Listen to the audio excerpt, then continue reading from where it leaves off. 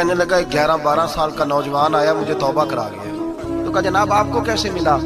تو وہ شخص کہنے لگا حضور کل میں گیا بازار, میں نے بغداد کے چوک سے 10 کلو مچھلی بھی خرید لی اور کچھ اور ضرورت کی چیزیں بھی, مہمان آنے تھے, وہ سارا کچھ خرید کے میں جب نکلا تو سامان زیادہ ہو گیا. چوک میں مزدور بیٹھے ہوتے تھے, میں نے کہا بھئی میرے ساتھ فلاں محلے تک سامان پہنچانا ہے. وہ بچہ کہنے لگا چچا اگر میں چلوں تو, میں نے اس کو ایڈریس وغیرہ بتلایا تو 3 دینار مزدوری طے ہو گئی سامان گھر پہنچانے کی. کہتے میرے ساتھ وہ نکلا اور جب رستہ طے کرنے لگا تو رستے میں گرمی بڑی سخت تھی, ظہر کا وقت تھا. ذرا ہم نے چند قدم اٹھائے, 2-4 گلیاں گزرے تھے کہ اذان ظہر کی آواز آنے لگی. تو کہتے ہیں بڑی منت کے انداز میں, بڑی گزارش کے انداز میں میری طرف دیکھا, عمر چھوٹی سی ہے. کہنے لگا چچا اگر اجازت مل جائے تو میں ظہر کی نماز پڑھ لوں.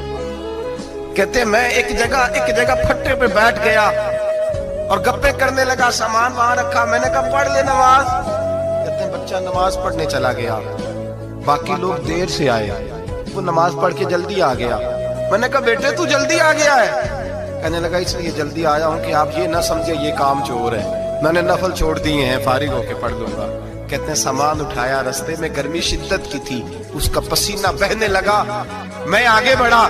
میں نے کہا بیٹے سامان تھوڑی دیر کے لیے مجھے دے دو, گرمی زیادہ ہے. کہنے لگے میں آپ کو نہیں دے سکتا, اس لیے کہ 3 دینار مزدوری گھر پہنچانے کی طے کی ہے, میں پھر مزدوری پوری نہیں لوں گا, پیسے کم لوں گا. کہتے ہیں میں محو حیرت ہو گیا, اس جوان کی بات نے میرے سارے وجود تھر تھر کبا ڈالا کہ اس دور میں اس قسم کے لوگ. کہتے ہیں گھر لے گیا اس کو, میں سامان رکھا, میں نے کہا تم یہاں ٹھہرو میں 3 دینار مزدوری لاتا ہوں. کہتے ہیں پیسے لینے گیا تو بیوی کو بتایا, بڑا نیک ہے, بڑا پرہیزگار جوان ہے.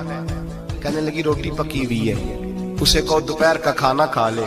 کہتے ہیں میں باہر گیا, 3 دینار تھمائے, میں نے کہا بیٹے ایک بات مانو گے؟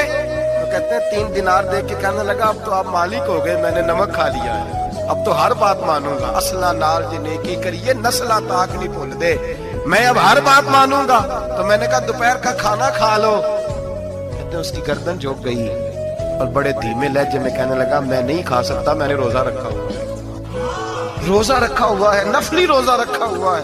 کہتے ہیں میں اور پریشان ہوا, میں نے فوری طور پہ سوال کیا کہ اب تو کدھر جائے گا؟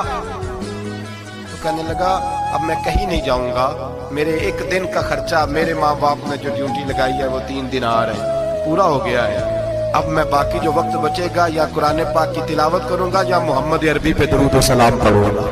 میں نے کہا افطاری کر لینا. کہنے لگا مجھے مسجد بتا دو, میں جا کے اللہ اللہ کرتا ہوں, مجھے شام کو لے آنا. افطاری ہمارے ساتھ